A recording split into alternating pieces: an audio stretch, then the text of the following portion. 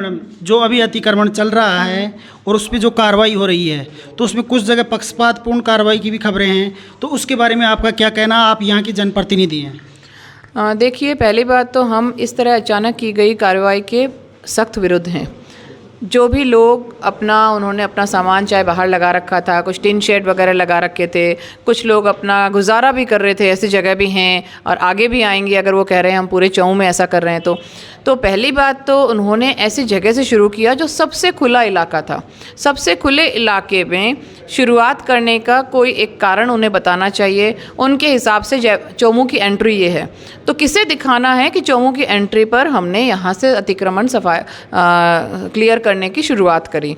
दूसरी बात, हमने उनसे यही रखा कि अगर आपको अतिक्रमण हटाना है, क्योंकि ईओ ने कहा ये स्टैंडिंग ऑर्डर होता है और इसके लिए हम कभी भी किसी भी वक्त एक्शन ले सकते हैं, तो भेदभावपूर्ण ये कार्य ना हो, सभी को समान रूप से अतिक्रमण हटाया जाए। ये नहीं कि ये गरीब है, ये अमीर है, इस तरीके की कोई भी चीज़ नहीं। क्योंकि जो गरीब आदमी है, जो अपनी कैसे भी करके अपनी दिनचर्या चला रहा है, अपना घर का जीवन यापन कर रहा है, उसके जो पेट पे लात पड़ती है, तो वो चीज़ कम से कम जनप्रतिनिधि को सबसे ज़्यादा दुख देती है।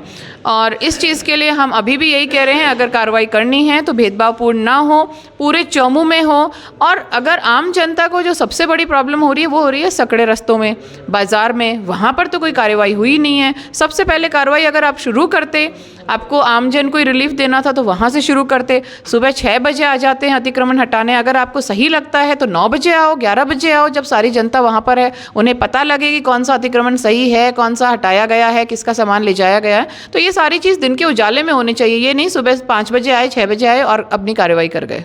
आज भी अभी जो मेरे पास सूचना है, दौली मंडी में कार्रवाई हुई है। उसके अलावा जो मेन रोड पर ठेले बताए जा रहे हैं, उनका सिर्फ इतना सा है, वो अगर कुछ गुजारा करते हैं तो उनको शाम को खाना मिलता है। तो अगर उनको हटाया जाता है तो उनको कोई ऐसा स्थान प्रोवाइड करवाया जाए जहां वो अपना सुचारू रूप से कार्य, जो उनका जो ठेले का है, किसी की थड़ी है, तो वो अपना कार्य कर सकें।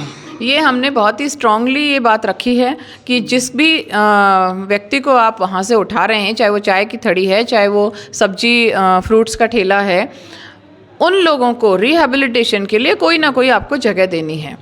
पर अभी जो रवैया है, अब वो किसके आदेश से है ये तो शायद जनता भी भली भांति समझ रही है। भाजपा सरकार आई है और भाजपा सरकार के आते ही 10 दिन में ही यहाँ भी कांग्रेस विधायक चुना गया है, तो 10 दिन में ही अगर इस तरह की कार्रवाई हो रही है तो जनता भली भांति समझ रही है कि ये किसके इशारे पर हो रही है। क्योंकि जो जनप्रतिनिधि चुना गया है वो कभी भी ये ना चाहेगा कि उसकी जनता परेशान हो। जिस जनता ने उसे साथ दिया, आशीर्वाद दिया, हम कभी भी नहीं चाहेंगे। और हमारी तो अभी भी ये मांग है कि अगर ये कार्रवाई करनी है तो इसमें भेदभाव ना हो, और जो भी लोगों को आप वहाँ से उठा रहे हैं, हटा रहे हैं, उन लोगों को एक जगह आप दें ताकि वो अपने गुजारा कर सकें।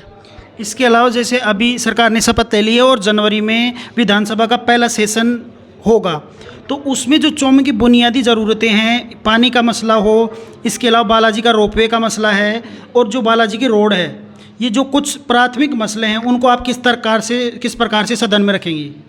देखिए, हमें अभी फ़िलहाल लोगों ने यही आदेश दिया है, अपना जनादेश देकर, कि हम यहाँ की समस्याओं को ऊपर उठाएं और उनका समाधान भी करें। तो जैसे पानी की समस्या हम लगातार चुनाव से पहले से कहते आ रहे हैं, ये हमारी प्रमुखता से हमारी मांग रहेगी आगे सदन में कि यहाँ पानी की समस्या का हल हो।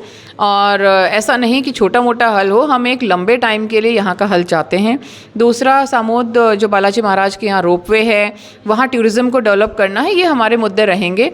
पर फिलहाल हमारा एक और मुद्दा रहेगा जो हम विधानसभा में अभी उठाने में हैं। अगर इन लोगों ने पक्षपातपूर्ण यहाँ पे कार्रवाई की और लोगों को अपने जीवन यापन जो कर रहे हैं उन लोगों को परेशान किया गया है और उनके लिए कोई और अल्टरनेटिव नहीं दिया गया है, तो ये भी हमारा मेन मुद्दा रहेगा कि किस तरह अधिकारी यहाँ पर गरीब जनता को और कोई भी व्यापारी वर्ग को, सभी वर्गों को यहाँ पर परेशान कर रहे हैं और बिना नोटिस दिए, बिना प्रॉपर उनको टाइम दिए, ये सुबह के अंधेरे में ही काम कर जाते हैं, अपनी कार्रवाई कर जाते हैं। तो आपके हिसाब से आपको ये लगता है भाई ये बीजेपी की दोस्तापूर्ण कार्रवाई है, यहाँ से जो कैंडिडेट हारे हैं उनके हिसाब से, या सरकार की तरफ से ये आदेश है?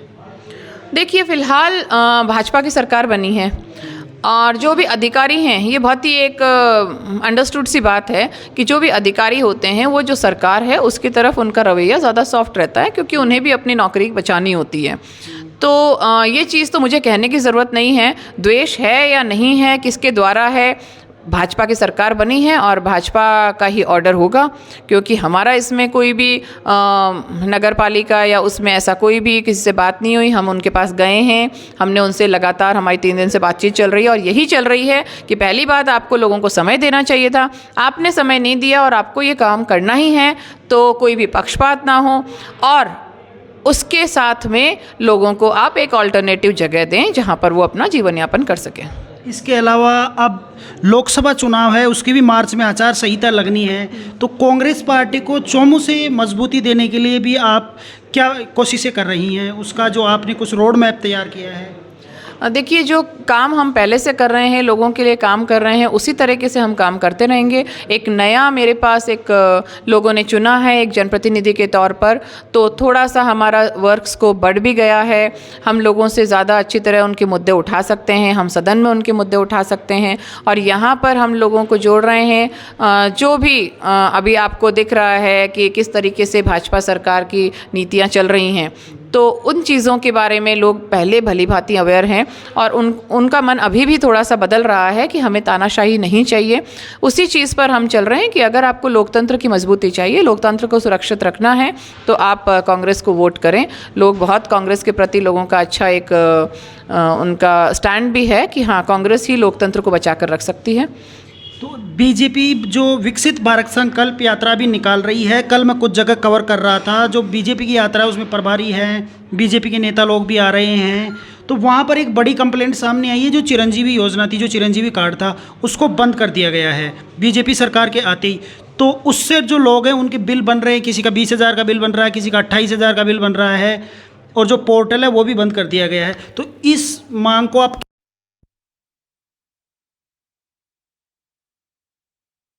देखिए, अगर ये बंद करने का है तो फिलहाल अभी मैं इस बारे में और जानकारी लेती हूँ कि ये पूरी तरह से बंद हुआ है या नहीं हुआ है। पोर्टल अभी बंद हो गया है, हमने चेक किया। उस जानकारी के बिना मैं अभी आपको खुद पर्सनली चेक, मैं आपको कुछ कह नहीं सकती इस बात पे।